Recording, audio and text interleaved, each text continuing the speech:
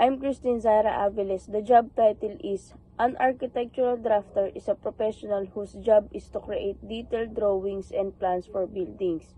These drawings are used as guides in construction.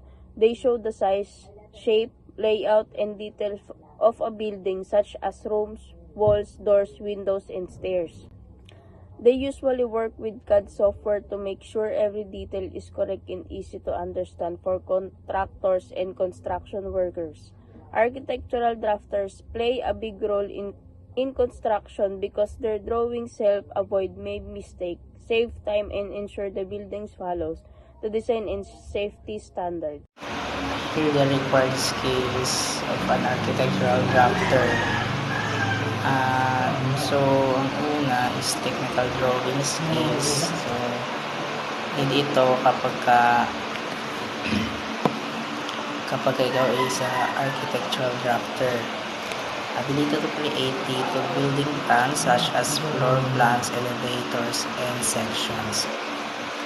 And pangalawa is kailangan computer literate ka. May computer skills, knowledge in using drafting software like AutoCAD, SketchUp, and Revit ata yun. So bali doon na sila gumagawa ng drafting, no? Hindi na gumagamit ng yung pang sketch na karaniwang ginagawa ng drafter. So ngayon, sila nasa computer na balik din sila nag-edit, gano'n. Pangatlo, knowledge of building codes, understanding construction rules and safety standards, no? Kailangan mo yun.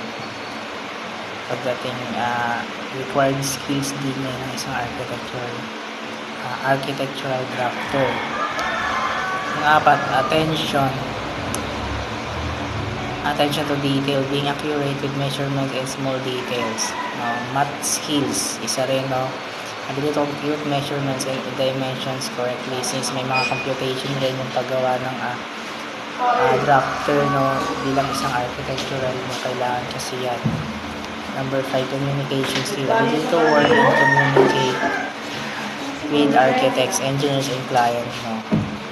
Kailangan yan kapag isa ka ng architecture, since naipaghalubilo ka sa mga co-workers mo para may ugnayan mo, para may communication kayo.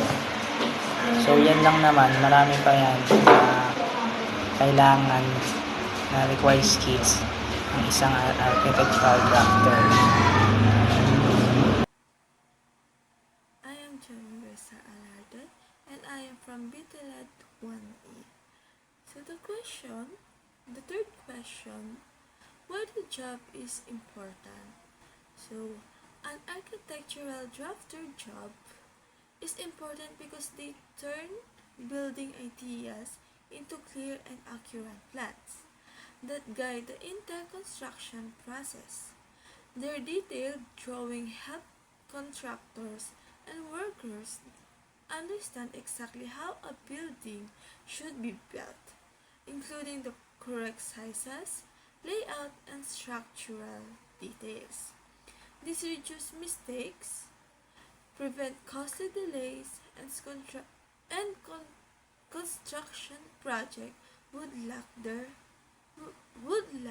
clear direction, making their role essential to successful and safe building development.